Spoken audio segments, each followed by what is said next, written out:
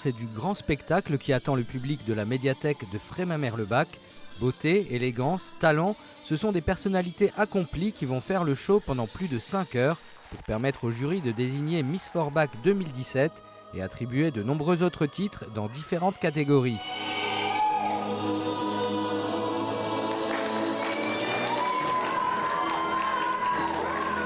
Récompensée et distinguée pour son courage au front, notamment au sein de ce SAS, spécialisé dans les sauts derrière les lignes ennemies lors de la Seconde Guerre mondiale. Cette cérémonie est pour lui une marque de reconnaissance et empreinte d'émotion pour multiples raisons. Très ému parce que je crains quoi qu'ils en disent que ce sera la dernière fois que je viendrai ici. Et pour moi c'est formidable. Et surtout parce que j'ai retrouvé mon ami d'enfance Roger Boulanger, que j'avais trouvé l'année dernière à Reims où nous avons fait beaucoup de cérémonies ensemble, mais à Forbach, c'est la première fois que nous venons ensemble. Un parcours de 20 ateliers, réalisés en binôme, un enfant et un adulte, tir au but, jonglage, dribble, gestes techniques du footballeur, rien n'est oublié. On touche tous les postes du joueur de foot, que ça passe du gardien à l'attaquant, au défenseur. Donc, sur l'atelier, le parent, maman ou papa, fait la même chose que l'enfant en fait. Voilà. Un véritable marché éphémère sur lequel ont pris place des exposants de toute la région venus présenter leurs récoltes et déclinaisons à base de fruits et de légumes. Des viticulteurs, du champagne, enfin plein de choses, des vins, tout ça, et aussi à base de fruits naturellement. Les membres œuvrent depuis de longues dates pour la sauvegarde de la biodiversité locale. Avec le recul, on voit que, notamment pour les oiseaux, pour la LPO, que les oiseaux ont besoin d'un soutien et d'un aide, puisqu'il y a beaucoup d'espèces qui sont en régression. Les participants ramenaient des plantes d'intérieur, mais aussi du surplus de vivaces, de bulbes, semis, arbustes ou fleurs dont ils n'avaient plus l'utilité. Ils pouvaient également se débarrasser de pots, de cache-pots ou d'articles de jardin et des livres sur le jardin et la nature. En contrepartie, ils repartaient avec un autre choix, sans qu'il n'y ait d'argent qui entre en jeu. Dans les catégories reines, Mr Forbach et Miss Forbach, les titres sont attribués à Théo Courty et Laura Borsois.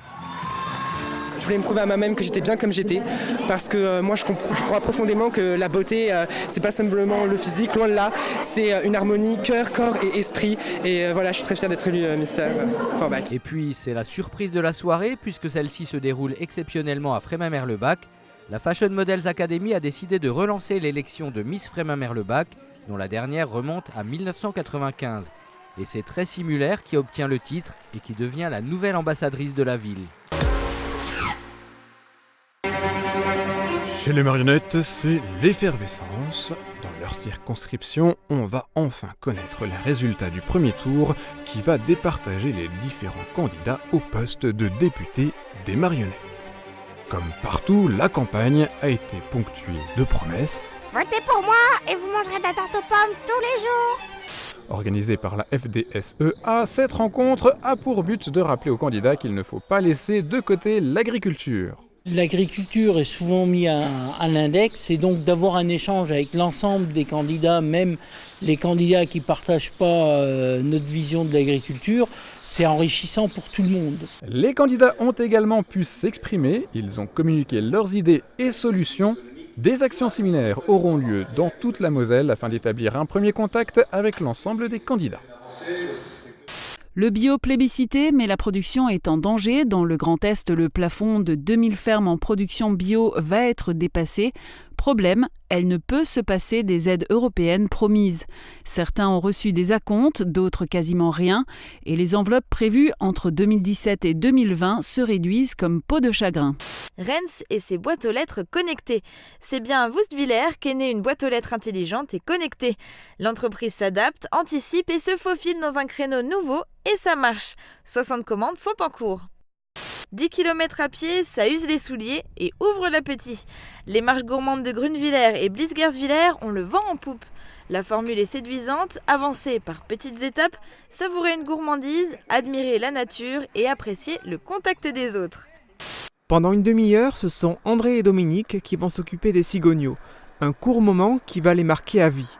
En effet, nos deux passionnés de cigognes vont identifier les cigognos à l'aide de 2 bagues. Une en aluminium du Muséum d'histoire naturelle de Paris, l'autre verte et plus grande, observable à la jumelle ou à la longue vue. Au bout d'une vingtaine de minutes, ils retrouvent leur maison et très rapidement leurs parents. Eux vivent en haut du lampadaire d'André, un des 25 lits de cigogne habités sur la commune. On est vraiment content, il est bien droit, il est bien stable, il file sur l'eau. Les panneaux solaires ne sont pas encore installés. Lors des balades, la maison flottante fonctionnait uniquement sur les batteries. L'équipe a pu évaluer son autonomie qui est d'environ 4 à 5 heures. Les moteurs du bateau consomment donc peu d'énergie.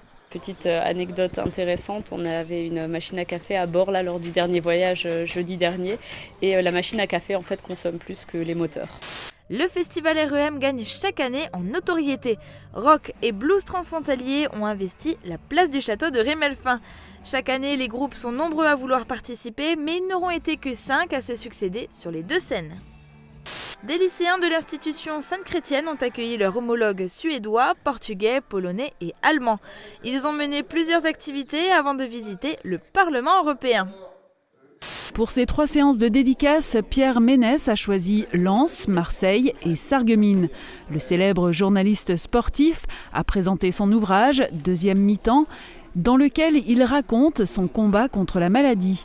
Après cette séance de signature et de photos, il s'est assis face aux caméras de Mosaïque et a pris le temps de répondre aux questions de Raoul Feuerstein du SFC. Tout est question d'organisation. Le départ a pris du retard. Car il faut transporter les résidents en chaise roulante par minibus. Il faut donc prendre son mal en patience, surtout pour les animateurs. Direction la forêt Saint-Hubert à proximité de la maison forestière de Sarralbe.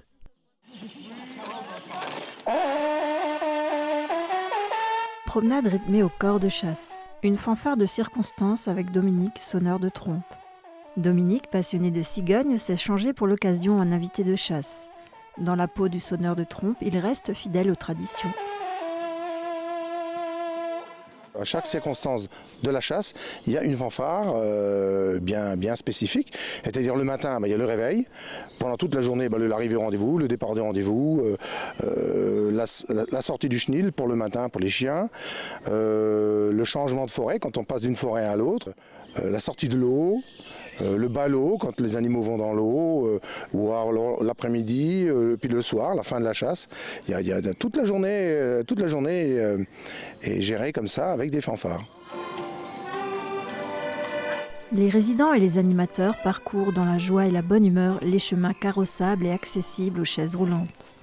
Un premier arrêt permet l'observation des différentes essences.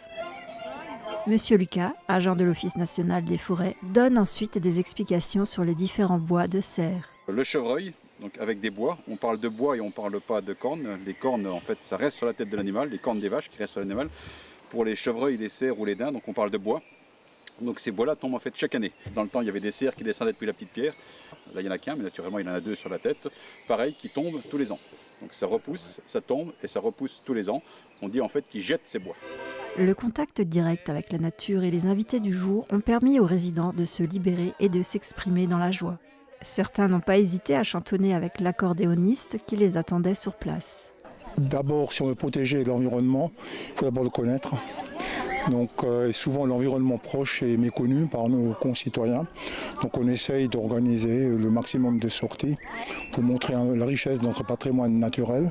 Ce sont aussi beaucoup de personnes qui sont issues d'un milieu rural. Donc le fait de les emmener dans un cadre naturel ravive aussi pour eux un certain nombre de souvenirs. L'objectif des sorties est de permettre aux personnes dépendantes de découvrir le monde extérieur. Par cette initiative, elles ont pu, au travers des animations en forêt, se rapprocher de la nature qui les entoure. Tout ceci est bien sûr possible grâce aux personnes compétentes qui les accompagnent.